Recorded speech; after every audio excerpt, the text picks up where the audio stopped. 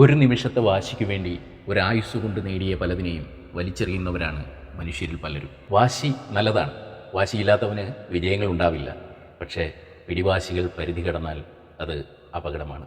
അവനവനെ പോലും മറന്ന് വാശികൾക്ക് ഇടം കൊടുക്കുന്നത് ഇത്തിൽ കണ്ണിക്ക് വളരാൻ മരം ഇടം കൊടുക്കുന്നത് പോലെയാണ്. ഒരിക്കൽ നഷ്ടപ്പെടുത്തിയ ചിലതൊക്കെ തിരിച്ചു കിട്ടിയേക്കും, പക്ഷേ ഒരിക്കലും തിരിച്ചു കിട്ടാത്ത ചിലതുണ്ട് കൂട്ടത്തിൽ.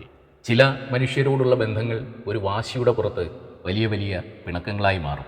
പരസ്പരം തിരിഞ്ഞു നടക്കുമ്പോൾ ആരെങ്കിലും ഒരാളുടെ ഒരു പിൻവിളിയിൽ അവസാനിച്ചേക്കാമായിരുന്ന ആ പിണക്കങ്ങൾ പിന്നെ ഒരിക്കലും അവസാനിക്കാതെ പോകും. അവസാനം രണ്ടിലൊരാൾ തണുത്തു മരവിച്ച് കിടക്കുമ്പോൾ ഓടിച്ചെന്ന് കെട്ടിപ്പിടിച്ച് പൊട്ടിക്കരഞ്ഞിട്ട് ഒരു കാര്യവുമില്ല.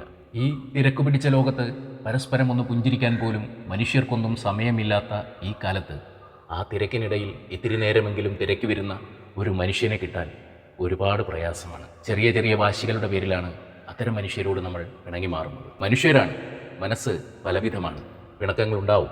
പക്ഷേ ഒരിക്കലും പ്രിയപ്പെട്ടവരോടുള്ള പിണക്കത്തിൻ്റെ ദൈർഘ്യം ഒരു പരിധിക്കപ്പുറം നീട്ടിക്കൊണ്ടുപോകരുത്. പിണങ്ങിയിരിക്കുന്ന ഒരു നിമിഷം പോലും അത്ര നിസ്സാരമല്ല.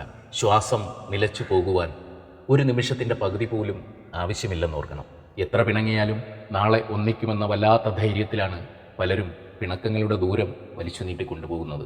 അങ്ങനെ നീട്ടി നീട്ടി ഏതെങ്കിലും ഒരു നിമിഷത്തിൽ ഒന്ന് കണ്ണടച്ചു തുറന്നാൽ അടുത്തയാളുടെ ശ്വാസം ചിലപ്പോൾ നിലച്ചിട്ടുണ്ടാവും. തിരിച്ചു ചെന്ന് ആ പിണക്കമൊന്ന് തീർത്താലോ എന്ന് 1000 വട്ടം ആലോചിക്കുമ്പോഴും മനസ്സ് പറയും പിന്നെയാകട്ടെ പിന്നെയാകട്ടെ എന്ന്. മനസ്സ് ചില നേരം ചെകുത്താനാണ്. ആ സമയം അത് നമ്മളെ വഞ്ചിക്കും. പിണങ്ങിയിരിക്കുന്ന എല്ലാ മനുഷ്യരും മനസ്സുകൊണ്ടകന്നവരല്ല.